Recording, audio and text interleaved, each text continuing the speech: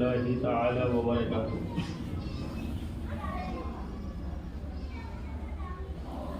الحمد لله كفى وسلام على عباده الذين اصطفى.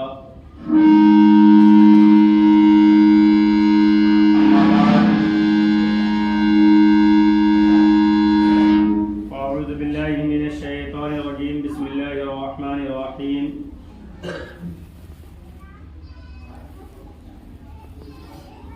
كلوا واسمروا إذا أثمر وأتوا حقه يوم حصاده ولا تسرفوا إنه لا يحب المسرفين.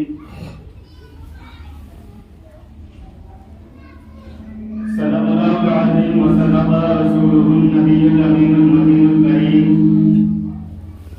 ونحن على ذلك لمن الشاهدين والشاكرين والحمد لله رب العالمين.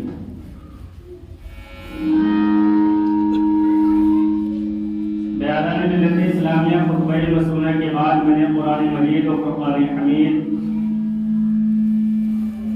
کی 8ویں پارے کی ایک مختصر سی آیت کریمہ تلاوت کی. آئیے اس میں کچھ سننے اور سنانے سے پہلے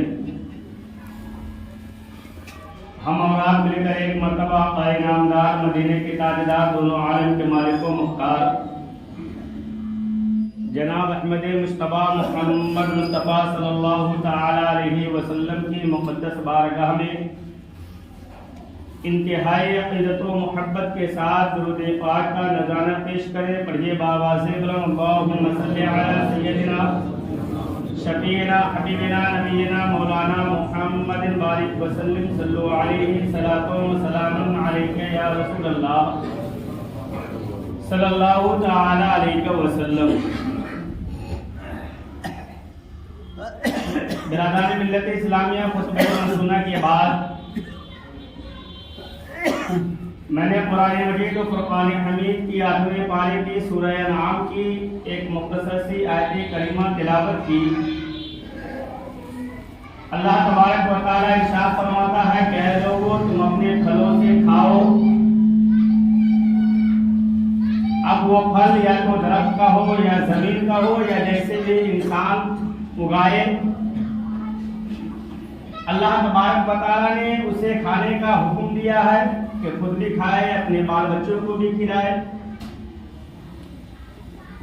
اور آگے اللہ تبارک و تعالی اسی آیت کریمہ میں ارشاد فرمایا وَآتُوا حَقَّهُ يَوْمَ حَصَادِهِ، اور جس دن تم اپنے پھلوں کی کٹائی کرو، اپنے اناج کو کاٹو،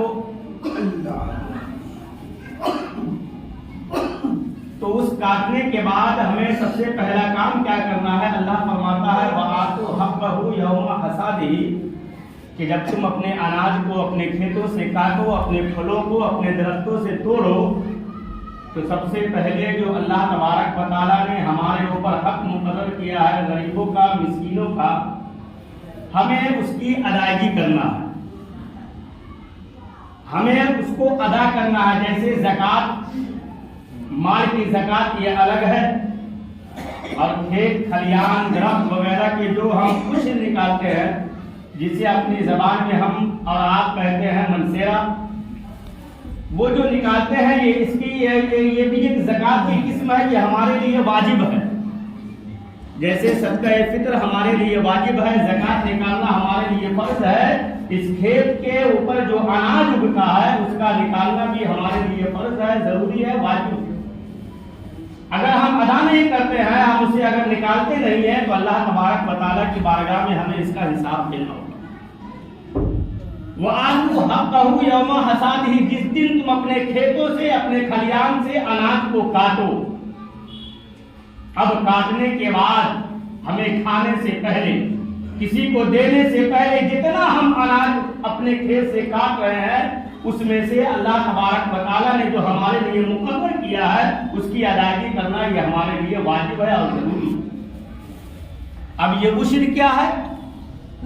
ایک ہوتا ہے عشر ادا کرنا، یعنی مال کا 10واں حصہ ادا کرنا، اور ایک ہوتا ہے 20واں حصہ ادا کرنا. یعنی اگر ہمارے پاس کوئی اناج آئے، ابھی دھان کا موسم گزرا ہے، اگر ہمارے کھیت سے اگر دھان نکلا، تو اب دھان کے उश्र और निस्फ उश्र होने का मसला यह है कि हम जो खेती करते हैं, अब अगर खेती करने के बाद वो सिर्फ आसमान यानी बारिश के पानी से ही वो खेती वो अनाज हो जाता है, हमें पैसा दे करके उसमें पानी नहीं डालना पड़ता है, तो अब इसके लिए हुक्म क्या है कि उसमें से 10वां हिस्सा हमें निकालना है। 10 किलो में 1 किलो हमें वो गरीबों के लिए निकालना होगा।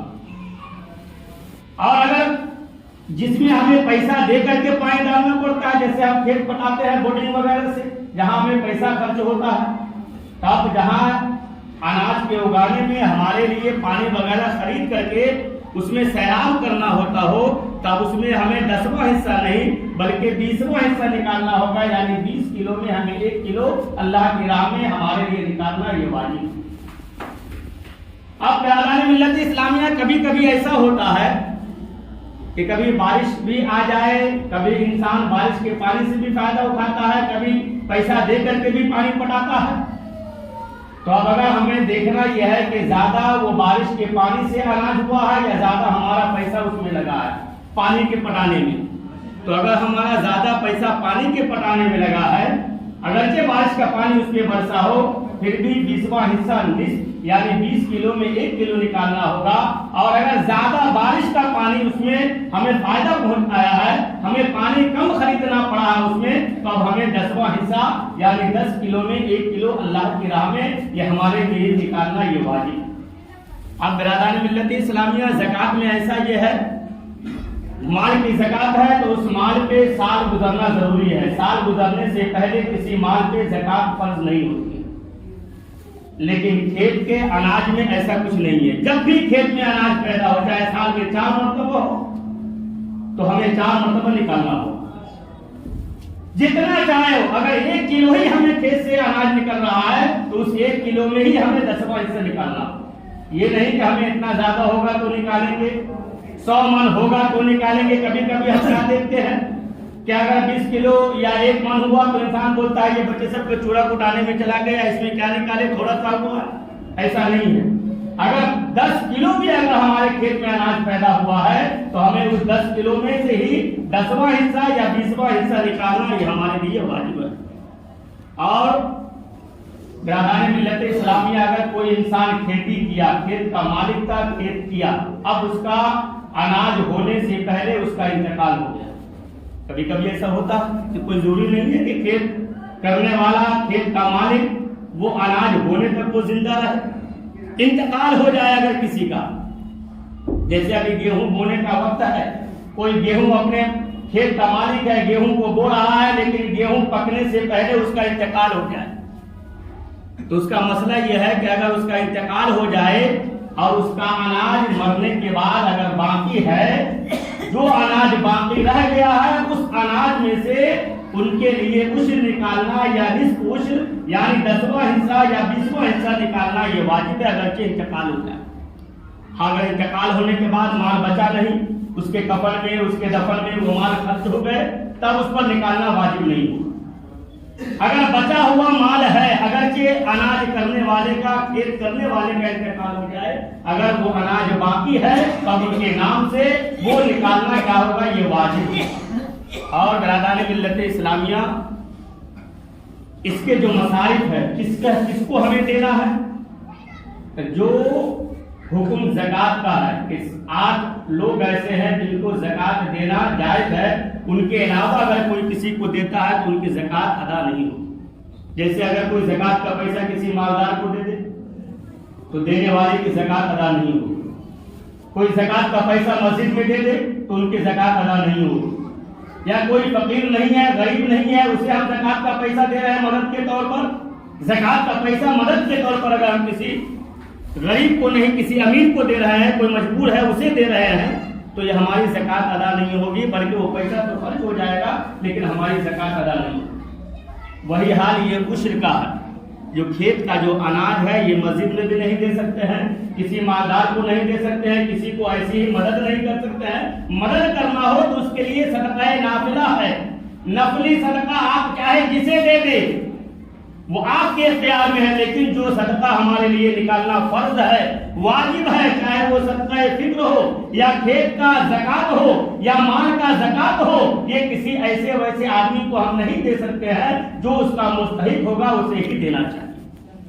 برادران ملت اسلامیہ، جب آقائے کائنات کے دور میں لوگ کے پاس کھیتی تو زیادہ نہیں تھی لیکن پھل زیادہ ہوتے تھے، کھجور کے درخت آج بھی مدینہ منورہ میں، مکہ میں بہت زیادہ، حاجی لوگ جاتے ہوں گے وہاں سے کھجور لائے بھی جاتے بولتا۔ تو جب کھجور باغ میں ہوتا تھا تو حضور نے فرمایا تھا کہ تمہارے پھلوں کا بھی زکات ہے، تم اس کا نکالنا تمہارے لیے ضروری ہے۔ پہلے لوگ نہیں نکالا کرتے تھے، جب آقائے کائنات نے حکم دیا تو بہت سارے صحابہ کرام نکالنا شروع کر دیا۔ کچھ لوگ ایسے تھے کہ جو خراب ہوتا تھا وہ لا کر کے حضور کے بارگاہ میں دے دیتے تھے کہ میں یہ نکال رہا ہوں۔ آج جو ہوتا ہے نا، پھٹکنے کے بعد جو عدی نکلتا ہے انسان اسے ایک غریب کو دیتا، جو پھٹ کر نکل جائے جس سے ہمارا کوئی فائدہ نہیں ہے وہ انسان غریبوں میں بانٹ دیتا ہے، تقسیم کر دیتا ہے۔ قرآن فرماتا ہے یا ایھا الذین آمنوا انفقوا من طیبات ما کسبتم، تیسرے پارے کی آیت کریمہ ہے کہ اے ایمان والو تم اللہ کی راہ میں خرچ کرو اس پاک چیز کو جو تم اپنے ہاتھ سے کماتے ہو۔ وَمِمَّا أَخْرَجْنَا لَكُم مِّنَ الْأَرْضِ، اور وہ چیز جو زمین تمہارے لیے پیدا کرتی ہے، جو زمین تمہارے لیے اگاتی ہے، جسے تم فائدہ حاصل کرتے ہو۔ وَلَا تَيَمَّمُوا الْخَبِيثَ مِنْهُ تُنْفِقُونَ وَلَسْتُمْ بِآخِذِيهِ، اور ایسی خراب چیز، رنگی چیز، سستی چیز اللہ کی راہ میں صدقہ نہ کرو، وَلَسْتُمْ بِآخِذِيهِ، جسے تم خود لینا کبھی بھی پسند نہیں کرتے ہو۔ یعنی ہمیں ایسی چیز اللہ کی راہ میں نہیں دینا ہے جسے ہمیں خود اپنے لیے پسند نہیں ہو، ایسی چیز اللہ کی راہ میں دینا ہے جو اپنے لیے بھی ہم پسند کرتے ہیں وہی ہم دوسرے کے لیے پسند۔ کبھی کبھی آپ دیکھتے ہوں نا جمعہ میں جو پیسہ مسجدوں میں دیا جاتا ہے، جو نوٹ کہیں نہیں چلتا پھٹا ہوا، آپ دیکھ لیجیے تو وہ مسجد میں چندے میں انسان دے دیتا۔ اللہ کی راہ میں وہ چیز دے جو اپنے لیے پسند کرتے ہیں۔ قرآن کہتا ہے وَلَسْتُمْ بِآخِذِيهِ، ایسی چیز مت دو جسے تم اپنے لیے کبھی پسند نہیں کرتے۔ اللہ کو ایسی چیز پسند نہیں ہے۔ اللہ کی بارگاہ میں ہمیں اچھی چیز دینا ہے۔ جب یہ آیت کریمہ نازل ہوئی اس وقت آقائے کائنات ایک مدرسہ چلاتے تھے جسے اصحاب صفہ کہتے ہیں۔ صفہ ایک چبوترے کا نام تھا، اس پہ پڑھنے والے کو اصحاب صفہ کہا جاتا۔ سب سے اسلام کا سب سے پہلا مدرسہ وہی ہے جسے آقائے کائنات نے مکہ والوں کے لیے، مدینے والوں کے لیے جو پڑھنے والے تھے، جن کے پاس کوئی پڑھنے کا ذرائع نہیں تھا، پیسہ نہیں تھا، ان کے لیے آقائے کائنات نے پڑھنے کا انتظام کیا تھا، جو اسلام کا سب سے پہلا مدرسہ۔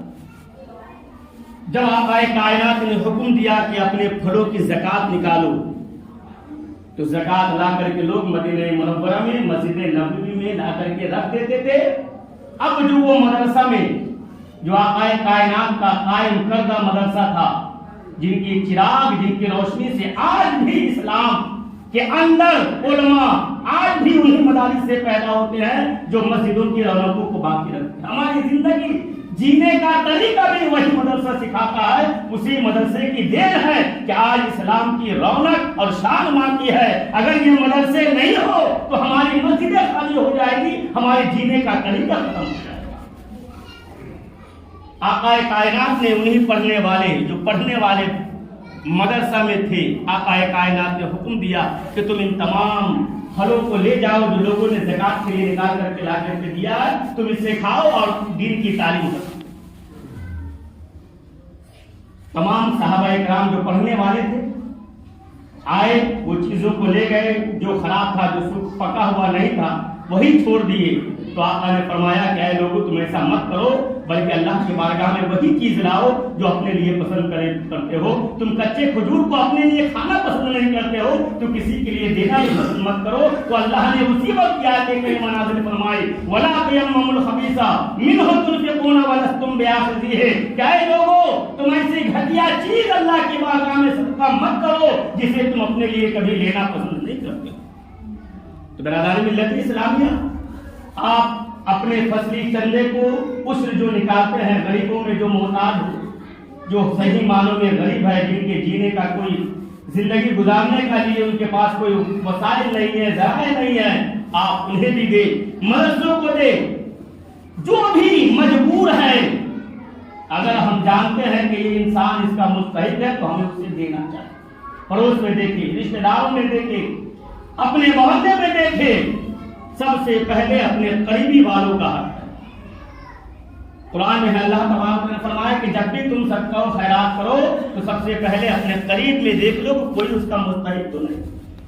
ہمارے قریب میں ہمارے رشتہ دار اگر بھوکے رہے، ہم غیروں کو جا کر کے اپنے صدقہ و خیرات کے کھلائے تو برادران ملت اسلامیہ یہ ہمارے لیے بہتر نہیں۔ قرآن کہتا ہے پہلے اپنے قریب والوں کو دیکھو، پہلے ان کا پیٹ بھرو، پہلے ان کو دیکھو، اگر وہ مستحق ہے تو اسے دے دو۔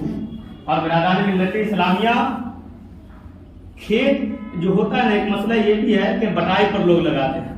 آج زیادہ تر لوگ بٹائی پر اپنے کھیتوں کو دیتے ہیں، تو اس کا مسئلہ آپ سن لیں کہ اگر آپ کھیت بٹائی پر کسی مسلمان کو دے رہے ہیں تو اب اس کھیت میں سے جو بھی اناج پیدا ہوگا تو بٹائی والے جو اس اناج کو لیں گے ان کو بھی عشر نکالنا ہوگا، اور جو کھیت کے مالک کو اس کا اناج ملے گا انہیں بھی عشر ادا کرنا ہوگا۔ ہاں، اگر کسی نے کھیت کو بھرنا دے دیا، اب اس کی ملکیت سے وہ کھیت نکل گئی، اب اس کھیت سے ہمیں اناج نہیں ملتا ہے، لیکن حقیقت میں مالک ہم ہی ہیں، لیکن ہمیں اناج ملتا نہیں ہے، تو اب ایسے انسان پر اس کھیت کا عشر نکالنا واجب نہیں۔ جو اس میں کرے گا وہ جانے وہ نکالے گا۔ اناج اگر پیدا ہو رہا ہے، اگرچہ ہم بٹائی پر دیں تو بٹائی دینے والے پر بھی عشر واجب ہوگا، اور بٹائی کرنے والے پر بھی عشر واجب ہوگا جو اس سے اناج پیدا ہوگا۔ اس بات کا خاص خیال رکھیں برادران ملت اسلامیہ، یہ چیزیں ایسی ہے کہ ہمیں ادا کرنا ہے جس کی ہم اہمیت نہیں دیتے۔ ایک حدیث پاک ہے حضرت ابو ہریرہ رضی اللہ تبارک و تعالی عنہ سے کہ ایک اللہ کے ولی کسی جنگل سے گزر رہے تھے۔ حدیث ہے، مشکات شریف میں یہ حدیث موجود ہے کہ ایک اللہ کے ولی، ایک انسان کسی جنگل سے گزر رہے تھے تو بادل کی گرجنے کی آواز آئی۔ بادل جو گرجتا ہے نا وہ فرشتوں کی آواز ہوتی ہے، فرشتے اسے بادل کو ہانکتے ہیں، اسے حکم دیتے ہیں کہ تمہیں یہاں نہیں فلاں جگہ پہ بارش کو برسانا۔ اگر زور سے فرشتے حکم دیتے ہیں تو زور سے گرجنے کی آواز آتی ہے، کبھی کبھی بادل دھیرے گرجتا ہے، کبھی زور سے آواز آتی ہے، تو وہ فرشتوں کی آواز ہوتی ہے جو اس پانی برسانے پہ اللہ نے فرشتوں کو مقرر کیا۔ تو فرشتے جب بادل کو ہانک رہے تھے، حکم دے رہے تھے، تو وہ اللہ کے ولی جب جنگل سے گزر رہے تھے تو وہ بادل کی آواز کو پہچان لی۔ بادلوں سے آواز آ رہی تھی، فرشتے حکم دے رہے تھے بادلوں کو کہ اے بادل تمہیں فلاں کے کھیت میں بارش کو برسانا۔ جب اس جنگل میں اس اللہ کے ولی نے اس آواز کو سنا کہ فلاں کے کھیت میں نام لے کر کے وہ بادل بارش کو برسانے جا رہا ہے، فوراً وہاں سے وہ اللہ کے ولی جنگل سے اس بادل کے پیچھے پیچھے چلے۔ دیکھتے ہیں کچھ دور جا کر کے ایک پتھریلی زمین پر ایک انسان ہے جو اپنے کھیت میں کام کر رہا ہے۔ وہ بارش کا پانی وہی نالے میں برستی ہے، نالے میں جمع ہو کر کے اب اس نالے کا پانی جو بارش آسمان سے برسایا ہے، اس نالے سے اسی انسان کے کھیت میں جا رہا ہے جس کا نام آسمان میں بادلوں سے آ رہا ہے۔ وہ انسان وہاں پہنچا، اس انسان کے پاس پوچھا تم کون ہو؟ کہا میں فلاں انسان ہوں۔ کہا تم کیوں پوچھ رہے ہو میرا نام؟ کہا کہ میں نے ان بادلوں میں تمہارے نام کی آواز سنی ہے کہ اسی کے کھیت میں پانی کو برسانا۔ یہ کوئی واقعہ نہیں بلکہ اللہ کے رسول کی حدیث ہے۔ یہ کوئی واقعہ کسی کتاب کا نہیں بلکہ مشکات شریف میں حدیث موجود ہے۔ اس اللہ والے نے کہا میں اس لیے مجھے تعجب ہے کہ بادل میں تمہارے نام کو لے کر کے بادل تمہارے پاس پہنچا ہے، اسی کے کھیت میں بارش کو برسایا۔ آخر ماجرا کیا ہے؟ تم نے کیا نیکی کیا ہے؟ اس انسان نے کہا کہ اگر تم پوچھ ہی رہے ہو تو سن لو، میرے پاس بہت زیادہ نماز نہیں، بہت زیادہ روزے نہیں، بہت زیادہ حج و زکات نہیں ہے،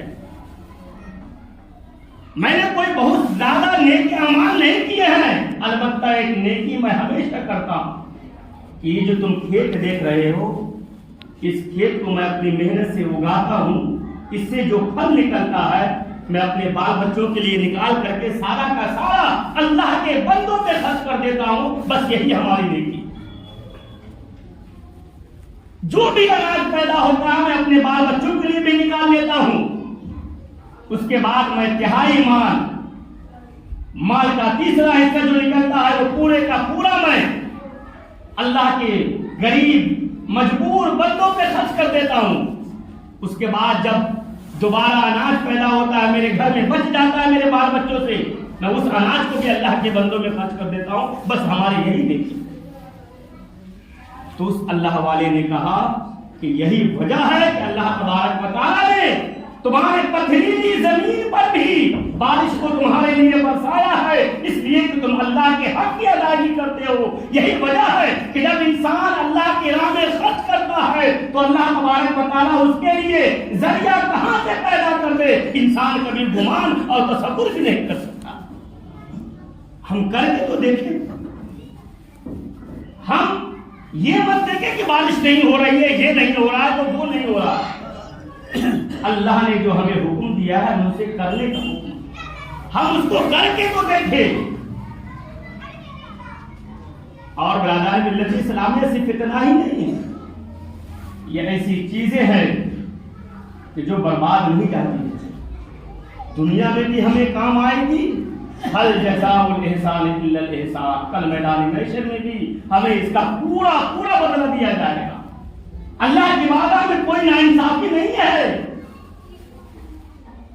یہ تو ہمارے لیے شیطان ہے جو ہمیں غربت کا خوف دلاتا ہے کہ ہم اتنا خرچ کریں گے تو اتنا کم ہو جائے گا، ہم اتنا دیں گے تو اتنا کم ہو جائے گا. نہیں، یہ تو شیطان کا کام ہے. الشیطان یعدکم الفقر ویامرکم بالفحشاء، کہ شیطان تمہیں جب تم اللہ کی راہ میں خرچ کرنے کا ارادہ کرو گے تو کیا کرے گا شیطان؟ تمہیں غریبی کا، فقیری کا تمہیں خوف دلائے گا کہ تمہارا مال اتنا کم جائے گا، تمہارے بال بچوں کو نہیں ہوگا، تمہیں بعد میں پریشانی آ جائے گی. بات کے لیے جمع کر کے رکھو. وَيَأْمُرُكُمْ بِالْفَحْشَاءِ، اور شیطان تمہیں برائیوں کا حکم دے گا. برادران ملت اسلامیہ، ہمیں کیا کرنا چاہیے کہ ہمارے لیے جو واجب ہے یہ واجب ہے ہمارے لیے. زکات جیسے فرض ہے مال کی زکات ادا کرنا، اس کی بھی زکات نکالنا یہ ہمارے لیے ضروری ہے، فرض ہے، یہ واجب ہے. اب کس طرح نکالنا ہے؟ اگر ہمارے خرچ ہو رہے ہیں اس اناج کے کرنے میں تو 20واں حصہ نکالنا ہوگا، اور اگر بغیر خرچ کے اگر اناج پیدا ہو رہا ہے تو اس میں 10واں حصہ نکالنا ہوگا. اب مال والا چاہے وہ پاگل ہو یا نابالغ ہو، اگر کھیت کا مالک نابالغ بھی ہے، کوئی پاگل بھی ہے، تو اس پر بھی اناج کا نکالنا یہ واجب ہوگا. اس بات کا خاص خیال رکھیں. بٹائی پر دے رہے ہیں، اس سے بھی جو اناج ہمارے گھروں میں آئے، ہمیں سب سے پہلا کام یہ کرنا چاہیے کہ ہم اس سے اناج کو نکال دیں. جو ہمارے اوپر حق ہے ہم اسے نکال دیں، وزن کر کے، اندازے سے نہیں. ایسا نہیں ہو کہ ہم نکالے بھی لیکن تھوڑا کم رہ جائے تو ہمیں کل میدان محشر میں ہم اس کا حساب دیں.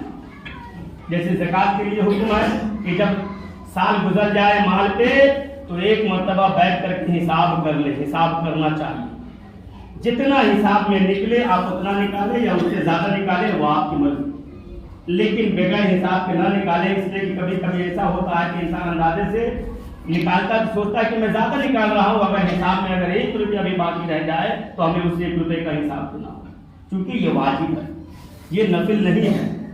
نفل یہ ہے کہ کوئی بیمار پڑا ہم کو صدقہ دے دیے، یہ نفل ہے. ہم جتنا چاہے دے سکتے اس میں ہمارے لیے کوئی سوال نہیں. جیسے وتر کی نماز ہمارے لیے واجب ہے، نہیں پڑھیں گے تو گنہگار ہوں گے. نفل ہے، ہم پڑھیں گے تو ہمیں ثواب ملے گا، نہیں پڑھیں گے تو گناہ ملے گا.